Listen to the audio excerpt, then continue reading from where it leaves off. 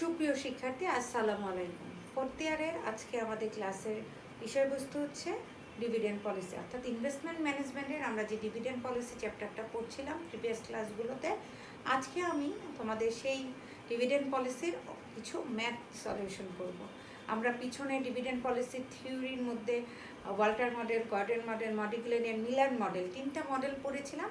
এই তিনটা মডেলের সূত্র নিয়ে কিভাবে অঙ্ক করতে হয় আজকে আমি 3-4টি অঙ্ক ম্যাথ সলিউশন করব, যা দিয়ে আমাদের এই চ্যাপ্টারটি মোটামুটি সব কিছু আলোচনায় চলে আসবে। তাহলে আমরা একটু দেখি যে ম্যাথসগুলো আমরা কিভাবে এই তিনটি মডেলের সূত্র ব্যবহার করে করতে পারি। একদম প্রথমে আমি যে অঙ্কটা করব সেটা আমরা কি দেখি।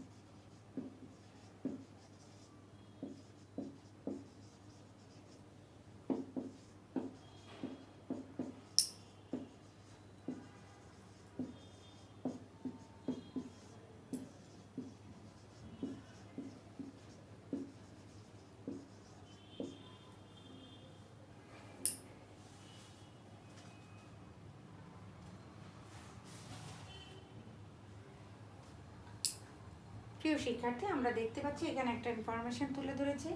From the following information of Diana company limited, কিছু ইনফরমেশন এখানে দেওয়া হয়েছে। সেটা কি?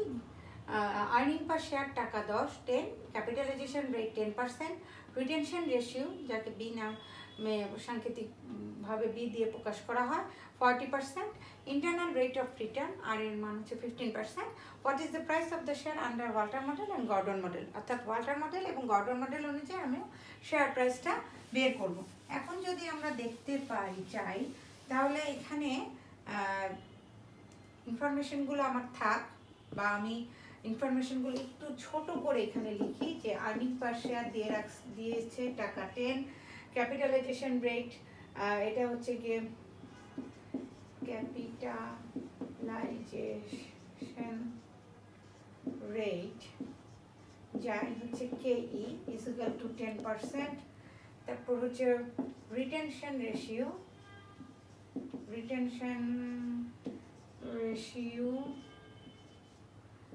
বি ইজ ইকুয়াল টু 14%, আর হচ্ছে গিয়ে ইন্টারনাল রেট অফ রিটার্ন বা আর ইজ ইকুয়াল টু আমি এখানে দিয়ে দিলাম 15%। তাহলে আমরা এখন দেখব এই ইনফরমেশনগুলো আমার প্রশ্নে দেওয়া আছে। এখন আমি আন্ডার ওয়াল্টার মডেল 1 নম্বরে শেয়ার প্রাইসটা বের করব। Under Walter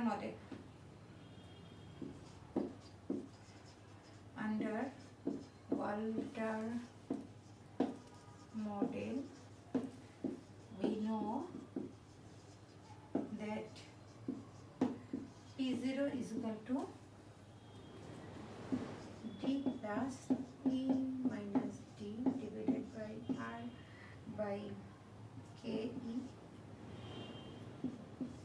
is equal divided by KE.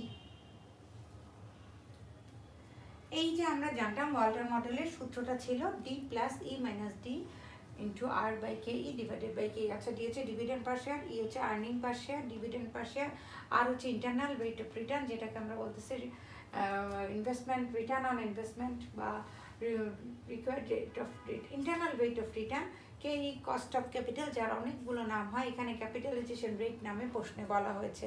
এটা ক্যাপিটালাইজেশন রেট বলা হতে পারে, ডিসকাউন্ট রেট এই ভাষায় বলতে পারে, কেই মানে কস্ট অফ ইকুইটি ক্যাপিটাল এই ভাষাতে বলতে পারে। এরকম অনেকগুলো নাম এই কেই আছে। তাহলে আমরা দেখতে পাচ্ছি আমার এখানে ওয়ার আমার কিন্তু সব কিছু তাহলে দেওয়া আছে। ওয়ার এখানে ডিভিডেন্ড ইপিএস এর মান দেওয়া আছে, ইপিএস ইজ ইকুয়াল টু টাকা 10। ডিপিএসটা কিন্তু আমার সরাসরি বলা নেই, কিন্তু আমার এখানে কি বলা হয়েছে, রিটেনশন রেশিও, অর্থাৎ প্রদানকৃত অনুপাত, সংরক্ষণকৃত অনুপাত। তাহলে একটা প্রতিষ্ঠানের যদি তোমার 100 টাকা আয় হয়, তার থেকে সংরক্ষণ করতেছে 40 টাকা, তাহলে আমার পে আউট রেশিও কত, 50%। এইখান থেকে কিন্তু আমার ডিভিডেন্ড পার শেয়ারের মূল্যটা বের করে নিতে, অথবা অর্থাৎ EPS into dividend pay out ratio করলেই আমরা ডিভিডেন্ড পার শেয়ারটা পেয়ে যাব। আমরা এখানে দেখি এখানে কি আছে, রিটেনশন রেশিও যেহেতু 14%, retention ratio is equal to 14%, that means payout dividend payout ratio তাহলে কত, dividend payout ratio is equal to 1 minus এই retention ratio, অর্থাৎ 14% এর 0.40 উঠাই নিলে, তাহলে ডিভিডেন্ড পে আউট রেশিও কত, 0.60, অর্থাৎ ডিভিডেন্ড পে আউট রেশিওর পরিমাণ হচ্ছে 100 টাকায় 60 টাকা।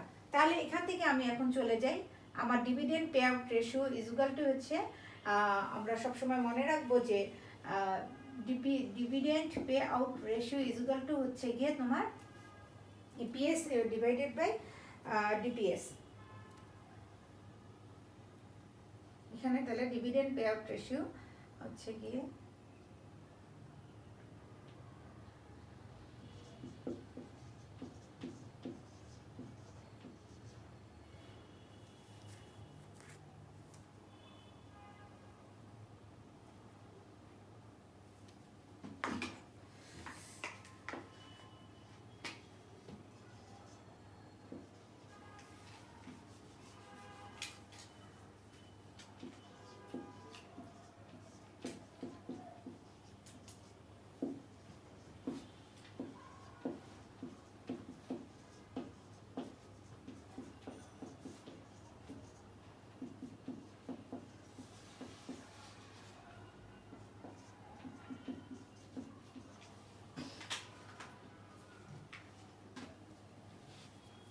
আমরা দেখতে পাচ্ছি ডিভিডেন্ড পে আউট রেশিও হচ্ছে ডিপিএস ডিভাইডেড বাই ইপিএস। তাহলে আমার এখানে ডিপিএস এর মানটা আমার বের করতে হবে। তাহলে DPS is equal two dividend pay out ratio into EPS. Dividend pay out ratio আমি বের করে নিয়েছিলাম 0.60, আর ইপিএস এর টাকা বলাই হচ্ছে, আর্নিং পার শেয়ার হচ্ছে 10 টাকা। তাহলে আমার ডিভিডেন্ড পার শেয়ার হচ্ছে 6 টাকা। এবং এখানে আর সব কিছু আর এর মান বলাই হয়েছে 15%, তার মানে পার্সেন্টেজ উঠাই দিলে 0.15। আর কেই কস্ট অফ ইকুইটি ক্যাপিটাল বা ক্যাপিটালাইজেশন রেট হচ্ছে গিয়ে 10%, 0.10। এই মানগুলো আমি এখন এখানে বসাই দেবো। আমার ডিভিডেন্ড পার শেয়ার হচ্ছে গিয়ে 6 টাকা প্লাস আর্নিং পার শেয়ার 10 টাকা মাইনাস 6 টাকা, আর এর মান হচ্ছে 0.15 ডিভাইডেড বাই কেই কস্ট অফ ইকুইটি ক্যাপিটালের মান, এই যেখানে ক্যাপিটালাইজেশন রেট বলা হয়েছে এটা 0.10 ডিভাইডেড বাই কে এর মান 0.10। এই অঙ্কটা যদি আমরা সলিউশন করি তাহলে আমার এখানে চলে আসবে শেয়ার প্রাইসের দাম হচ্ছে গিয়ে 120 টাকা। এটাই হচ্ছে গিয়ে ইনফরমেশন দিয়ে আমরা আন্ডার ওয়াল্টার মডেল আমরা কি হচ্ছে এইভাবে মূল্যটা নির্ধারণ করতে পারি। এখন আমরা বের করব গর্ডন মডেল। এই ইনফরমেশন দিয়েই আমাদেরকে গর্ডন মডেল অনুযায়ী শেয়ার প্রাইসের মূল্য বের করতে বলছে। গর্ডনের সূত্রটা আমরা এখন চলে যাব, সেটা ডিফারেন্ট একটা সূত্র। আমরা আগে সেই সূত্রটা লিখবো, দেন হচ্ছে কি অঙ্ক সলিউশন করব।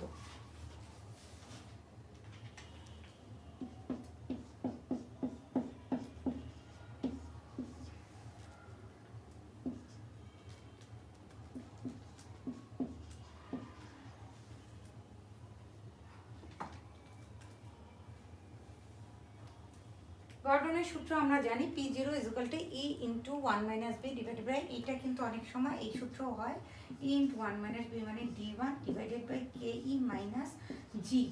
এখানে যেহেতু G = BR এবং হচ্ছে গিয়ে D1 = E × 1 - B, এই ফর্মুলা আমরা মনে রাখবো।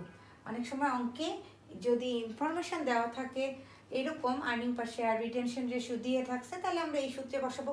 অনেক সময় যদি D1 এর মানটা অর্থাৎ dividend paid, expected dividend paid rate information দেওয়া থাকে, তখন সরাসরি D1 এর মান বসিয়েও কিন্তু গর্ডন মডেলের সাহায্যে অঙ্কেও বের করা যায়। সরাসরি গ্রোথ রেট বলে দিলে আমরা এটা বসাবো। গ্রোথ রেট যদি বলা না থাকে তাহলে রিটেনশন রেশিও বা পে আউট রেশিও থাকলে সেটা ধরে আমরা 8 দিয়ে গুণ করলে অর্থাৎ ইন্টারনাল রেট অফ রিটার্ন দিয়ে গুণ করে বের করতে পারি। তাহলে আমার এখন এক্ষেত্রে এই সূত্রে দেখো আর্নিং পার শেয়ার 10 টাকা দেওয়া হয়েছে। এখানে বি হচ্ছে রিটেনশন রেশিও বলেই দিছে 14%। আমার আর কিন্তু এই যে ডিভিডেন্ড পে আউট রেশিও বা এই ক্যালকুলেশনগুলো এই অঙ্কের ক্ষেত্রে দরকার নেই, এটা আমার পিছনের জন্য দরকার ছিল। রিটেনশন রেশিও যখন সরাসরি বলেই দিল, তার মানে এখানে বি এর মান হচ্ছে 14% হচ্ছে 0.40, আর হচ্ছে গিয়ে আর এর মান 15% ছিল, 15% 0.50, আর হচ্ছে গিয়ে কে এর মান হচ্ছে 10%0.10। তাহলে আমি এখন এখানে কিন্তু অনায়াসে এই সূত্রে বসায় এই অঙ্কটা করতে পারি। অর্থাৎ আর্নিং পার শেয়ার হচ্ছে 10 টাকা, 1 - রিটেনশন রেশিও ছিল 0.40 ডিভাইডেড বাই কে হচ্ছে 1.0 মাইনাস বি এর মান হচ্ছে 0.40 ইন্টু আর এর মান হচ্ছে 0.15।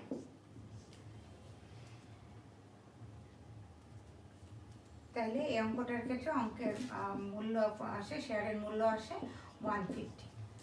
দেখতে পাচ্ছি আমরা যে ওয়াল্টার মডেল এবং গর্ডন মডেল অনুযায়ী এই অঙ্কটার সলিউশন এভাবে করতে হয়। যখন যে ইনফরমেশনটা দেওয়া থাকবে সেই ইনফরমেশনটা ধরেই আমাদেরকে অঙ্ক করতে হবে। অঙ্ক ছোট, কিন্তু ফিনান্সের ভাষাটা বুঝতে হবে, অর্থাৎ কি বলছে বা কি দেওয়া আছে এটা যদি ধরতে পারো তাহলে এই অঙ্ক বের করা অনেক ইজি হয়। আমরা এখন নেক্সট একটা অঙ্কে চলে যাব।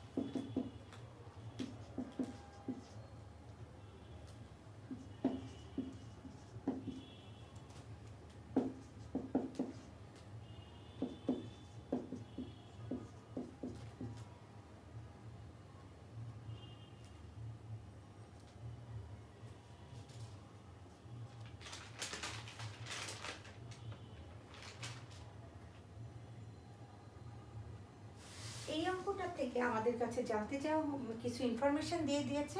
ইনফরমেশনগুলো কি? প্রাইস আর্নিং রেশিও দিয়ে দিল, ইপিএস দিয়ে দিল, ডিপিএস দিয়ে দিয়েছে, and internal rate of return দিয়েছে। এখন আমাদের কাছে জানতে চাওয়া হয়েছে যে রিকোয়ারমেন্টের মধ্যে ছিল,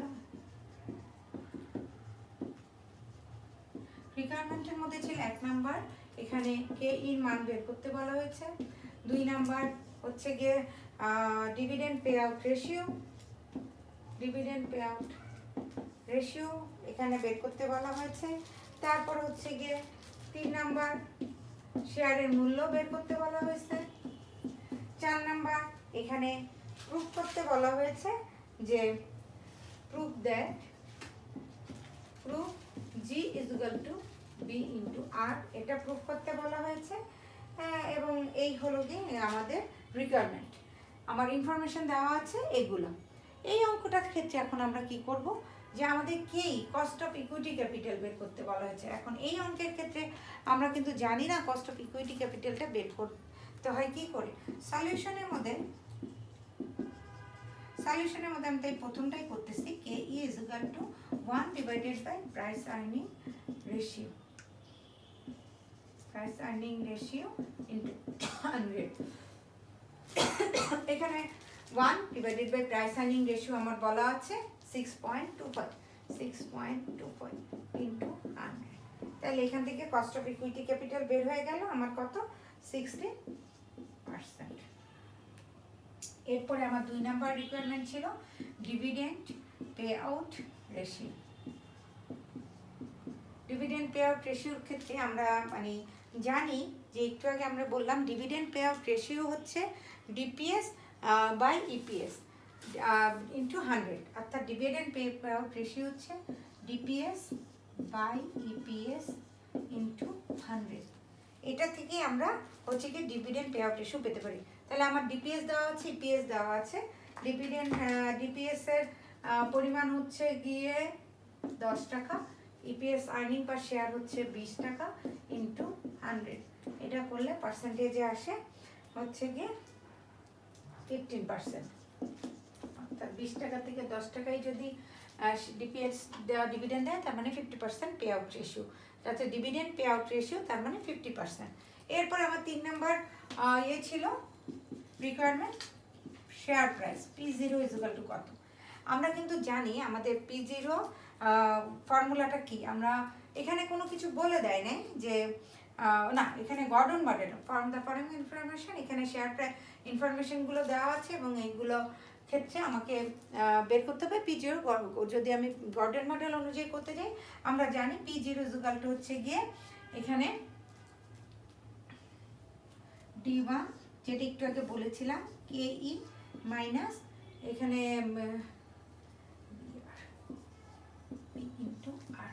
যেহেতু গ্রোথ রেটের কথা আমার কিছু বলা নেই তাই আমরা বি আর দিয়েই করবো। আর D1টা কেন ধরলাম কারণ এখানে ডিভিডেন্ড পার শেয়ার সরাসরি বলে দেওয়া আছে।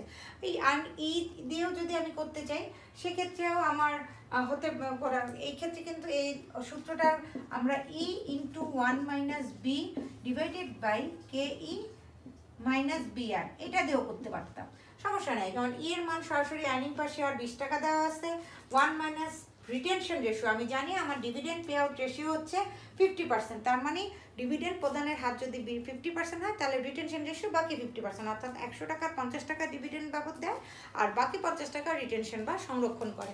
তাহলে আমার রিটেনশন রেশিওর মানটা কত 50%, অর্থাৎ 0.50। বি এর মান 0.50, আর এর মান এখানে বলে দিয়েছে 16%, 0.16।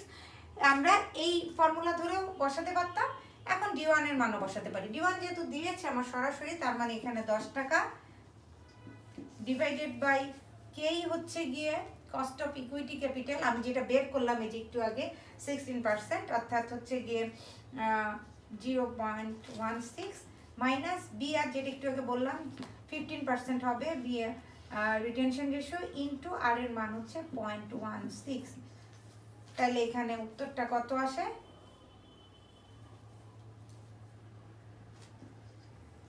উত্তরটা আসা হচ্ছে কি 125 টাকা। এখানে উত্তরটা চলে আসে 125, অর্থাৎ আমার P0 মান আসে 125। এখানে P0 মান আসলো 125। Proof that G is equal two BR। এখন আমরা একটু দেখব যে G এর মান যা আসে সেটা একটু G is equal two BR হয় কিনা। আমরা এখানে দেখলাম কিন্তু P এর মান। এখন আমি 4 নম্বর সমীকরণটা যদি একটু দেখতে চাই,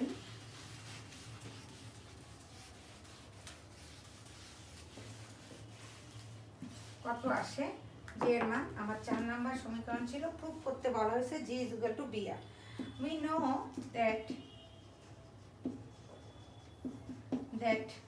P0 is equal to হচ্ছে গিয়ে D1 divided by KE minus G। তাহলে আমার এখানে D1 এর মানটা বসাই। এখানে D1 হচ্ছে গিয়ে আছে, D1 হচ্ছে 10 টাকা,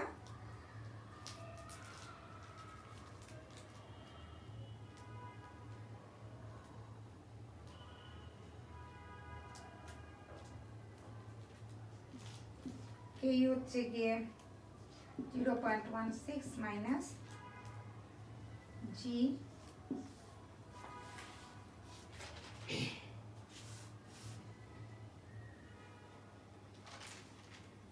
তাহলে এখানে আমার P0 মান হচ্ছে 125 টাকা, একটু আগে আমি এখানে বের করলাম। আর P0 মান হচ্ছে 125 টাকা, অর্থাৎ শেয়ারের মূল্য এটা 10 ডিভাইডেড বাই 0.16 মাইনাস জি। और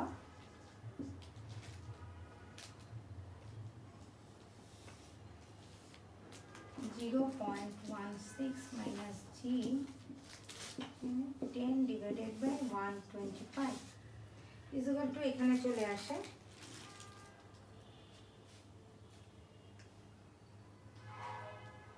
0.08।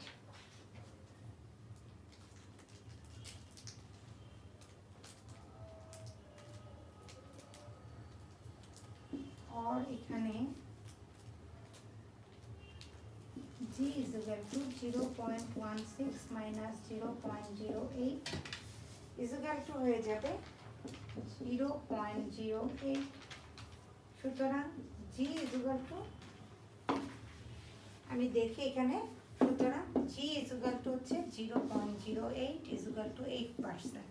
আমরা কিন্তু একটু আগে এখানে এই যে G is equal to 8% বের হলো, তো আমরা কিন্তু জানি যে again G is equal to B into R। B এর হচ্ছে রিটেনশন রেশিও হচ্ছে 0.50 ইন্টু আর এর মান হচ্ছে 0.6, এইটা গুণ করলে কিন্তু আমার 8% আসে। অর্থাৎ এই যে G এর মান, G is equal to যে B R, G is equal to যে বি আর, এটা প্রুভড। আমার কাছে 4 নাম্বার জানতে চাওয়া হচ্ছিল G is equal to B R প্রমাণ করে দেখাতে। আমি দেখালাম যে এই সূত্র ধরে G এর মান আসে এখানে, G এর মান আসে এখানে 8%। তাহলে আমি ঠিক আমি জানি G is equal to B R, অর্থাৎ B is equal to 0.50 into 1.16 8%। এটাই আমার প্রুফ করার দরকার ছিল। এখন আমরা একটু নেক্সট আরেকটা অঙ্কে যাব, যে আমরা দেখি কি বোঝা যাচ্ছে।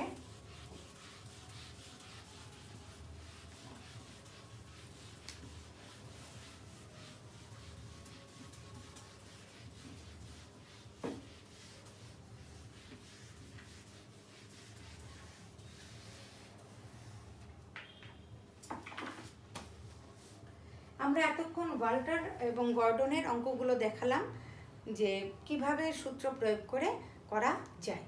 একই সাথে আমি এখন পাশাপাশি হচ্ছে গিয়ে এমএম মডেলের অঙ্কটা দেখাবো, অর্থাৎ মডিগ্যালিন এবং মিলার মডেল অনুযায়ী কিভাবে অঙ্ক আসে এবং তা সলিউশন করতে হয়। এই প্রশ্নটা একটু বড় আছে।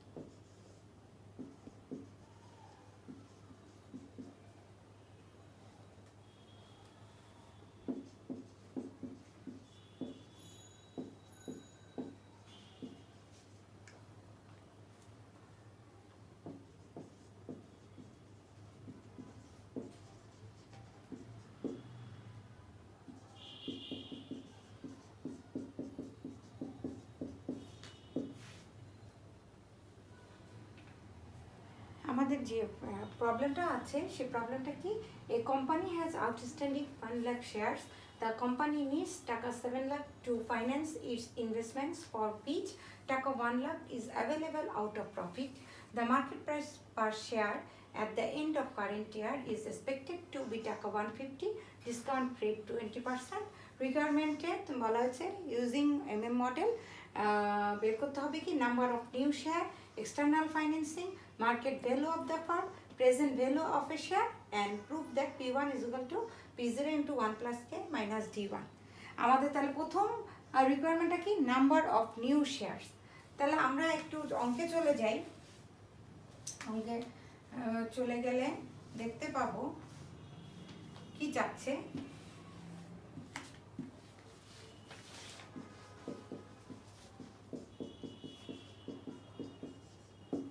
এগুলো আমার রিকোয়ারমেন্ট বাচ্চা, আমি সলিউশনটা এখন এখানে আসি। একদম প্রথমে আমার চেয়েছে নাম্বার অফ নিউ শেয়ার। এক নম্বরে we know number of new share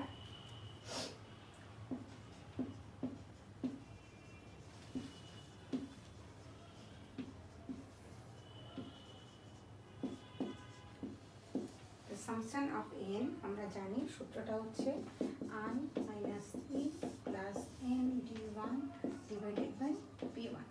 এটাই হচ্ছে কি আমাদের নাম্বার অফ নিউ শেয়ারের ফর্মুলা। তাহলে আই হচ্ছে ইনভেস্টমেন্ট, আমার নতুন করে ইনভেস্টমেন্টের পরিমাণ কত ছিল, the company needs 7 lakh to finance, অর্থাৎ আমার এইটাই হচ্ছে গিয়ে আই, দিস ইজ আই। আয়ের মান তাহলে কত, 7 লাখ মাইনাস ই হচ্ছে কি আর্নিংস। এখানে বলছে যে 7 লক্ষ টাকা তার নতুন ফাইন্যান্সের জন্য দরকার, two finance investment for which টাকা 1 lakh is available out of profit, অর্থাৎ প্রফিটের থেকে 1 লাখ টাকা তার আর্নিংস। এখানে সংরক্ষণ মূলধন বা আমার আর্নিংসটা বুঝিয়েছে এখানে এই 1 লাখ টাকা, যেটা হচ্ছে আর্নিংস প্লাস এন। পুরাতন শেয়ারের সংখ্যা কত, 1 লাখ শেয়ার ছিল, এই যে 1 লাখ শেয়ার ছিল, এই 1 লক্ষ শেয়ারের সাথে D1 এর মান হচ্ছে 0, যেহেতু এখানে ডিভিডেন্ডের ব্যাপারে কোনো ইনফরমেশন নাই, তার মানে আমরা ধরে নিলাম এখানে D1 এর মান 0, দ্যাট মিনস এখানে 0 আসবে।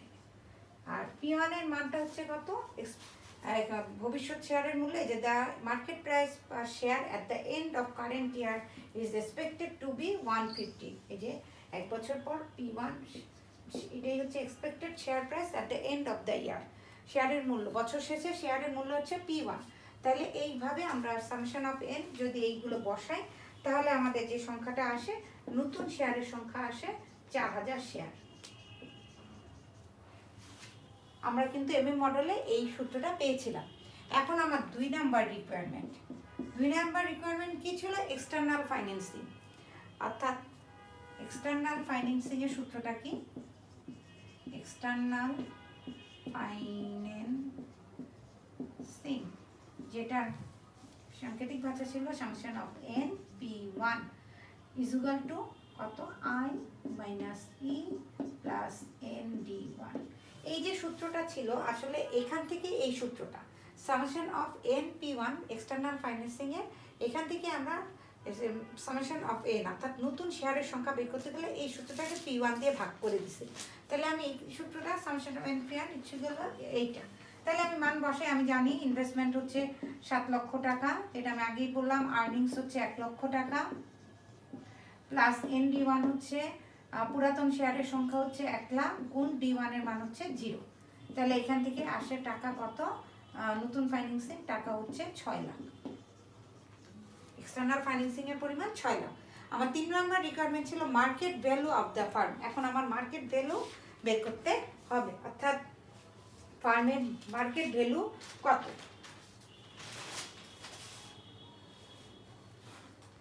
আমি এইটুকু মুছে ফেলি 2 নাম্বার ইয়েটা, কারণ আমার এখন লাগবে। 1 নাম্বারও মুছে ফেললাম কারণ 2টা আমরা বের করে ফেলেছি।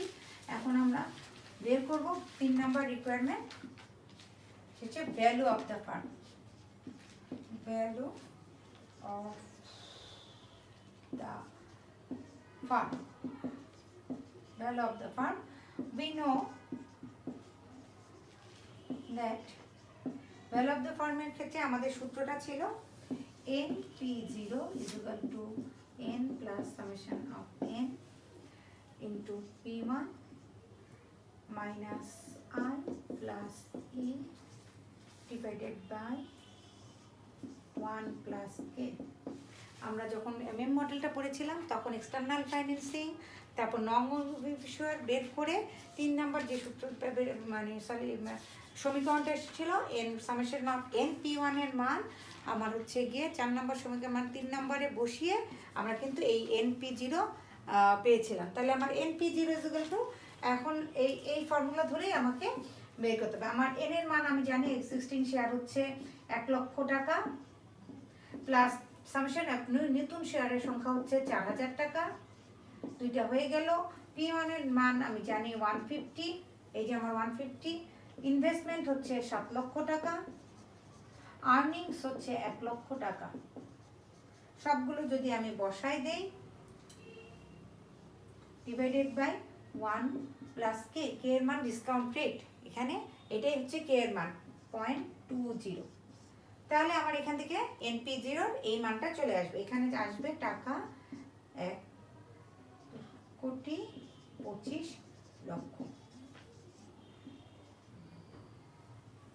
আমার ফার্মের ভ্যালু বের হয়ে গেল এই সূত্র ধরে 1,25,00,000। এখন আমার 4 number requirement present value of share, শেয়ারের প্রেজেন্ট ভ্যালু বের করতে বলা হয়েছে। অর্থাৎ আমার 4 নাম্বার ছিল present value of share. we know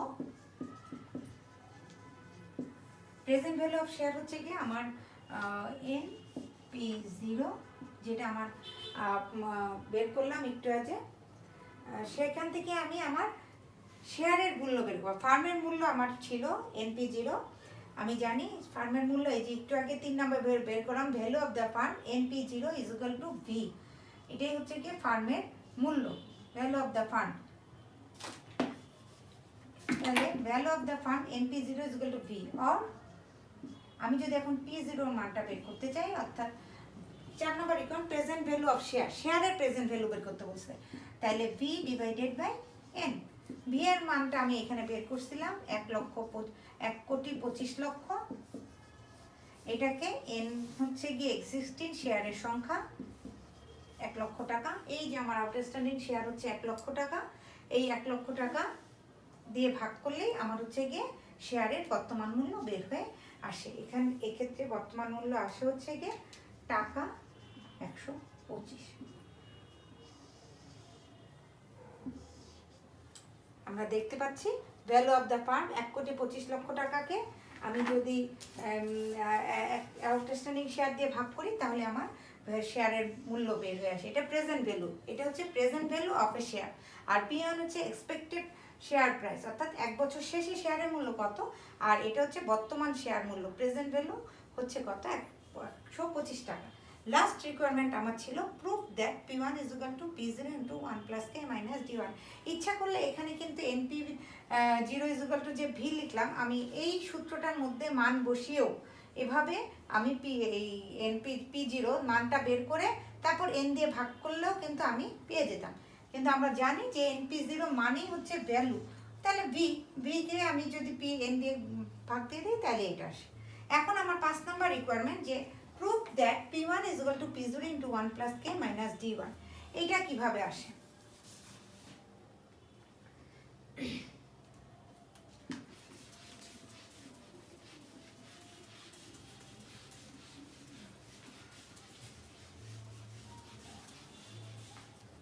আমার 5 নাম্বার রিকোয়ারমেন্ট ছিল P1 is equal to prove that P0 into 1 plus K minus D1। এটা আমাকে প্রুফ করতে বলছে, প্রুফ দ্যাট। এখন এই সূত্রের ক্ষেত্রে আমরা কি করব, আমরা জানি যে এখানে মানগুলো বসিয়ে আমরা কিন্তু এই P1 এর মানটা বের করতে পারি, যে P1 is equal to মূল্যটা কত আসে। আমরা জানি এখানে যে P0 is equal to আমরা কিন্তু একটু আগে বের করেছিলাম 25 টাকা। এই যে present value of a share, একটু আগে আমার বের হলো P0 এর মান 125, 1 প্লাস কে, কে এর মান 0.20, D1 এর মান কিন্তু নেই কারণ আমার এখানে কোনো ডিভিডেন্ড নেই। তাহলে এই ক্যালকুলেশনটা করলে আমরা এখানে 150 টাকা পাই। আমরা কিন্তু জানি যে P1 ইজ ইকুয়াল টু হচ্ছে এক্সপেক্টেড শেয়ার প্রাইস হচ্ছে 150 টাকা। তাহলে এটাই প্রুফড, প্রুফড, কারণ P1 is equal to P0 into 1 plus K minus D1 ধরে আমি যে মূল্যটা পেয়েছি সেই মূল্যটা আর P1 এর মূল্য একই। তাহলে প্রমাণিত হয়ে গেল P1 is equal to P0 into 1 plus K minus D1। এইভাবে আমরা আর এই যে P0 ইন্টু 1 প্লাস কে মাইনাস D1 এটা কিন্তু আমাদের প্রথম ফর্মুলা থেকেই আসছে। মডেলের প্রথম ফর্মুলা কি ছিল? মডেল অনুযায়ী এই যে P0 ইজ ইকুয়াল টু ছিল D1 plus P1 divided by 1 plus K. এটাই কিন্তু ছিল বেস ফর্মুলা। এই ফর্মুলাটা থেকেই কিন্তু এই যে P1 is equal to P0 into 1 plus K এটা আসছে, কারণ এখানে দেখো D1 plus P1 is equal to P0 into 1 plus K. পরবর্তীতে আমার হচ্ছে গিয়ে আমি যদি P1টা করি তাহলে এই সমান হয়ে যায় P0 ইন্টু 1 প্লাস কে মাইনাস D1। তাহলে এই দেখো এই সূত্রটা চলে আসে, এখান থেকেই এই সূত্রটা চলে আসে, অর্থাৎ P0 into D1 plus P1 divided by 1 plus K. এইভাবে মডেল ধরে আমাদের কিন্তু অঙ্ক আসবে এইরকম স্টেপ বাই স্টেপ, অর্থাৎ নাম্বার অফ শেয়ার বের করতে বলতে পারে, এক্সটার্নাল ফাইন্যান্সিং বের করতে বলতে পারে, ভ্যালু অফ দ্য ফার্ম চাইতে পারে, তিনটা নাচে আবার শেয়ারের মূল্য বের করতে পারে চাইতে পারে। যখন যেটুকু চাবে আমার সেই রিকোয়ারমেন্টগুলো করতে হবে। আমি আরেকটা অঙ্কের মধ্যে তোমাদের মডেলের একটু দেখাবো যে একটু ডিফারেন্ট ক্যালকুলেশন করতে হয় অনেক সময়, সেটা কীরকম। আসলে ফিন্যান্সের অঙ্কগুলো অনেক ফর্মুলা মনে রাখার বিষয়, অঙ্ক ছোট, কিন্তু তোমাকে ছোট ছোট বিষয়গুলো ক্যাচ করতে হবে, সেইগুলো ক্যাচ করতে পারলেই কেবলমাত্র হচ্ছে গিয়ে তুমি অঙ্কটা শেষ করতে পারবে। আমি লাস্ট একটা অঙ্কের কিছু ফর্মুলা মানে কিছু বিষয় তোমার কাছে তুলে ধরছি। একটা প্রশ্নে দিয়ে দিল যে নং of share is equal two 3 lakh, তারপর হচ্ছে market price per share equal to টাকা 100, return on investment ROI, return on investment হচ্ছে 25%, dividend pay out ratio is equal two হচ্ছে গিয়ে 50%, price earning ratio is equal two হচ্ছে 8 Times, new investment needs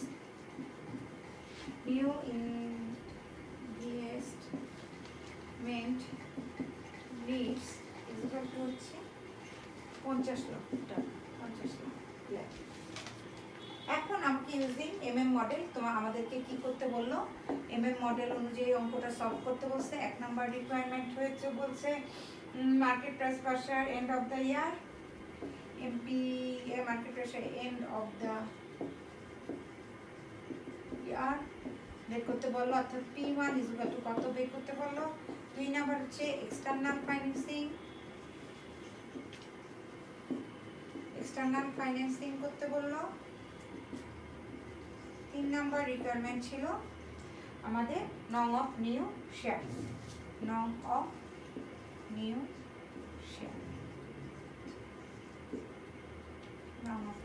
বের করতে হবে। এই হলো কি আমার রিকোয়ারমেন্ট, অর্থাৎ আমাদের P1 বের করতে বলবে এক্সটার্নাল ফাইন্যান্স। এখানে এই অঙ্কটা করার ক্ষেত্রে আমরা এক্সটার্নাল ফাইন্যান্সিং এর যে আই মানগুলো কিন্তু সরাসরি দেওয়া নেই, এখানে কিছু ওয়ার্কিং আছে। এখন তোমাকে সেই ওয়ার্কিংটা বের করতে হবে। মানে আর্নিংস, মানে ইনভেস্টমেন্টের আয়ের মান আছে, কিন্তু এর মানটা কিন্তু এখানে নেই, অর্থাৎ আর্নিংসটা কত, আমার আর্নিংসটা বের করে নিতে হবে। আমার রিটার্ন অন ইনভেস্টমেন্ট 25%, আর নং অফ শেয়ার হচ্ছে 3 lakh, market price per share হচ্ছে 100 টাকা। তাহলে 100 টাকা আমার প্রথমে বের করে নিতে হবে শেয়ারের মূল্যটা কত, আমার টোটাল অ্যাসেট কত। ওয়ার্কিংটা কি দেখো, এখানে ওয়ার্কিং ইজ ইকুয়াল টু এখানে টোটাল অ্যাসেট কত, 3 লাখ শেয়ারকে তুমি 100 টাকা দিয়ে গুণ দাও, হয়ে যাবে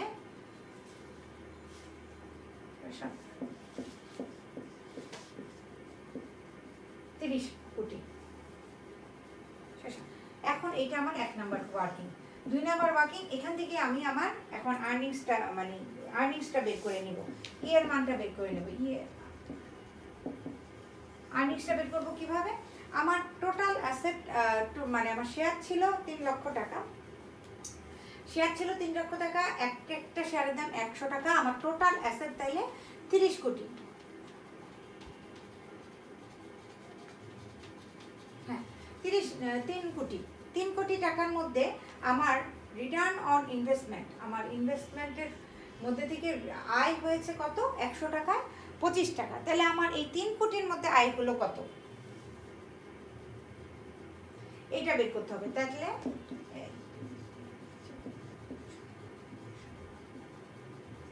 3 কোটি ইন্টু আমার রিটার্নের ইনভেস্টমেন্টের পরিমাণ ছিল 25%।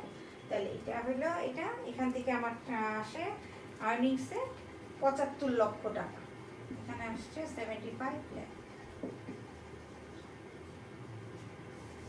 75 লক্ষ। এখন আসে ডিভিডেন্ড পেইড। 3 নাম্বার আমার ডিভিডেন্ডটা বের করতে হবে। ডিভিডেন্ড পেইডটা কি করে বের করব? আমার এখানে কি বলা হচ্ছে? Dividend pay out ratio 50%। আমার আর্নিংস বেরোছে কত? 75 লক্ষ টাকা। তাহলে ডিভিডেন্ড পে আউট রেশিও যদি হয় 50%, অর্থাৎ আর্নিংসের অর্ধেকই ডিভিডেন্ড দিয়ে দিচ্ছে। তাহলে এই 75 লক্ষর 50% কত আসে? 37,50,000 টাকা। এখানে এটাই হচ্ছে এই 75 লক্ষ যদি হয়, এই 75 লক্ষের অর্ধেক অর্থাৎ 75 লাখ ইন্টু 0.50, এটাই হচ্ছে ডিভিডেন্ডের হার। তার মানে 37,50,000। এইটাই হচ্ছে আমার ডিভিডেন্ড পেইড। এখন হচ্ছে গিয়ে ডিভিডেন্ড পার শেয়ার, ডিপিএস। আমার অঙ্কের ক্ষেত্রে যদি এখন আমি বের করতে চাই 4 নম্বর ওয়ার্কিং, ডিপিএস। আমরা এর আগে ডিভিডেন্ড পে আউট রেশিওর ক্ষেত্রে DPS divided by EPS into 100, সেখান থেকে আমরা ডিপিএস এর বের করতে পারি। Dividend pay out ratio equal to DPS by EPS থেকে। আবার ডিভিডেন্ড পে আউট ডিপিএস বের করার আরেকটা সূত্র হচ্ছে গিয়ে তোমার টোটাল ডিভিডেন্ডকে নং অফ শেয়ার দিয়ে ভাগ করলেও ডিভিডেন্ড পে আউট রেশিও হয়। অর্থাৎ আর্নিংসকেও নং অফ শেয়ার দিয়ে ভাগ করলে আর্নিং পার শেয়ার বের করা যায়। ডিপিএস দিয়েছে dividend, total dividend divided by নং অফ শেয়ার। আমরা এটি একটু উপরে লিখি, আমরা এই রিকোয়ারমেন্টগুলো মুছে ফেলি।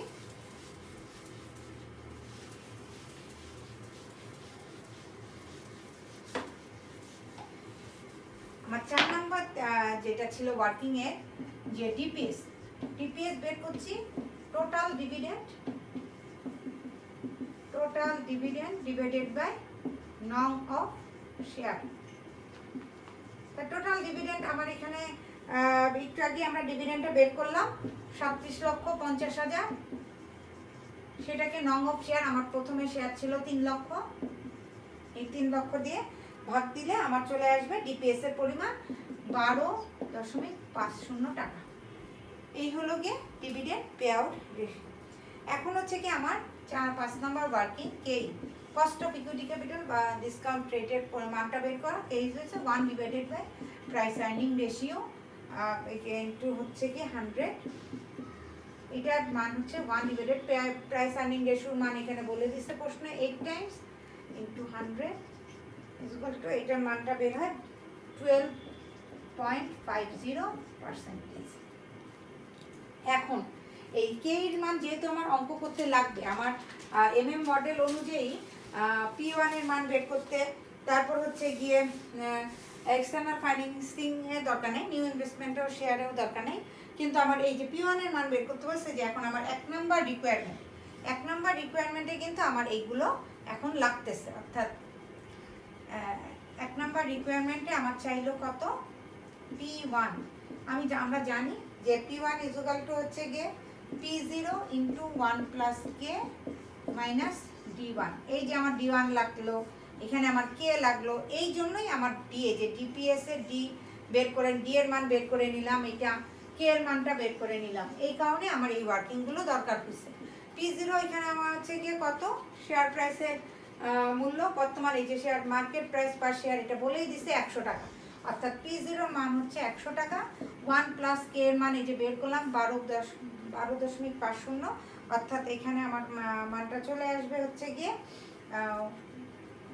1 এখানে একবারে কে এর মান বসা দিল 1.125 মাইনাস D1 এর মানটা ছিল কত 12.50 মাইনাস 12 টাকা 50 পয়সা। এইটা যদি আমি এখন ক্যালকুলেশন করি তাহলে এখানে বের হয়ে আসে টাকা 100। এই হলো কি আমার P1 এর মান বের হয়ে আসলো, এটা ইজ ইকুয়াল টু 100। এখন এক্সটার্নাল ফাইন্যান্সিং, আমরা জানি যে আমার এক্সটার্নাল ফাইন্যান্সিং এর ক্ষেত্রে সূত্রটা কি ছিল, এটা হচ্ছে প্রাইস আর্নিং রেশিও। আমার 2 নাম্বার রিকোয়ারমেন্ট হচ্ছে এক্সটার্নাল ফাইন্যান্সিং। এক্সটার্নাল ফাইন্যান্সিং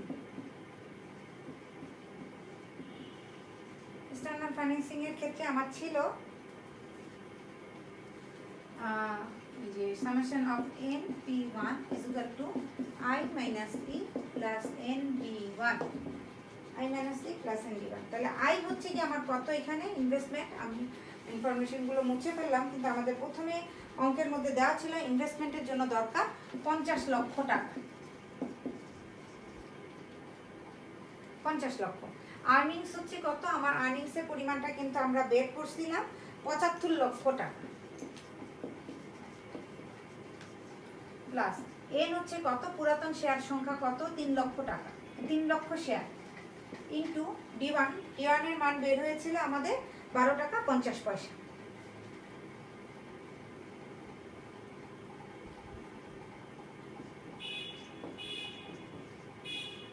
অথবা এটা কিন্তু আমাদের টোটাল ডিভিডেন্ডের পরিমাণটাও বসাতে পারি। আমার টোটাল ডিভিডেন্ডের পরিমাণটা ছিল 37,50,000 টাকা।